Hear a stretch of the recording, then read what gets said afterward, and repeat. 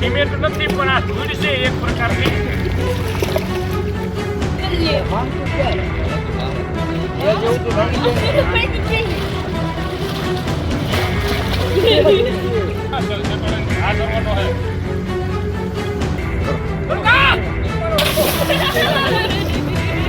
સુરેન્દ્ર જિલ્લાના લખતર તાલુકાના અંકેવાડિયા ગામ પાસે પસાર થતી નર્મદા D6 કેનાલમાં મોટા ગાબડા પડવાની ઘટના સામે આવી છે। આ ઘટનાને લઈને સ્થાનિક ખેડૂતોમાં ભારે રોષ જોવા મળી રહ્યો છે। ખેડૂતોનો આક્ષેપ છે કે તાજેતરમાં થયેલા રિપેરિંગ કામમાં ગુણવત્તાનો અભાવ રહ્યો હતો અને સમગ્ર મામલામાં ભ્રષ્ટાચાર થયો હોવાની શંકા વ્યક્ત કરવામાં આવી રહી છે।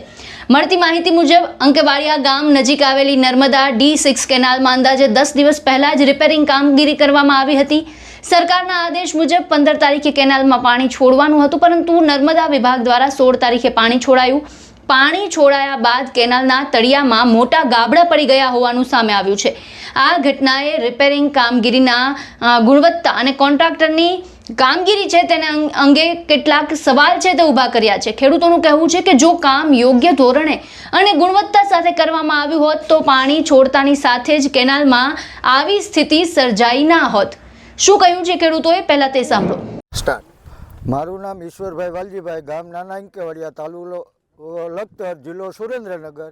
આ D6માં કામ કર્યું, માટી કામ સારું નથી કર્યું, સિમેન્ટ વરસાદમાં પલ્લેલી વાપરેલી અને કેનાલ બેસી જઈ। અત્યારે હવે ખેડૂતને કપાસિયા ચોપીને મેક્યા તો એનું વળતર આપવા કોણ તૈયાર રહેશે?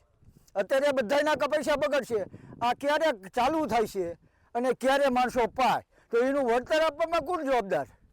અને શું થયું છે? કેનાલ બેસી જઈ છે, તૂટી જઈ, ગાબડું અંદર નીચે આખો તાળો પડી ગયો। હવે એનું શું કરવાનું? પટેલ નરતમભાઈ જસરાજભાઈ, ગામ નાના અંકેવાડિયા, તાલુકો લખતર, જિલ્લો સુરેન્દ્રનગર।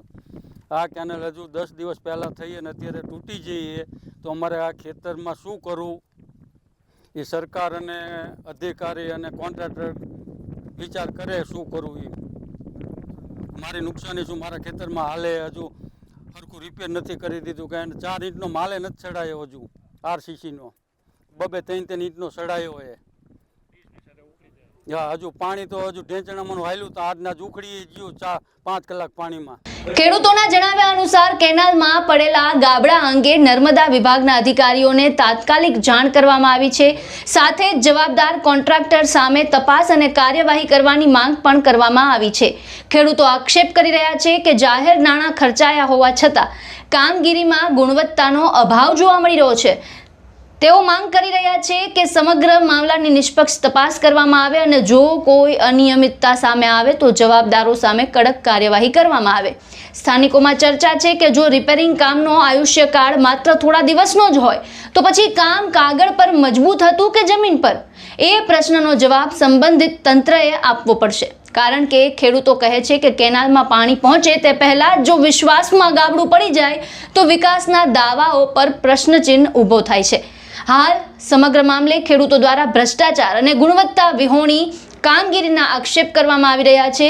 જો કે આ આરોપોની સત્તાવાર પુષ્ટિ હજુ થઈ નથી અને સંબંધિત વિભાગ અથવા કોન્ટ્રાક્ટર તરફથી સત્તાવાર પ્રતિસાદ આવવાનો બાકી છે। આ સમગ્ર મુદ્દાને લઈને આપનું શું કહેવું છે અમને કોમેન્ટ બોક્સમાં જણાવો અને અમારો વિડીયો પસંદ આવ્યો હોય તો લાઇક, શેર કરો અને અમારી ચેનલને સબસ્ક્રાઇબ કરવાનું ભૂલશો નહીં।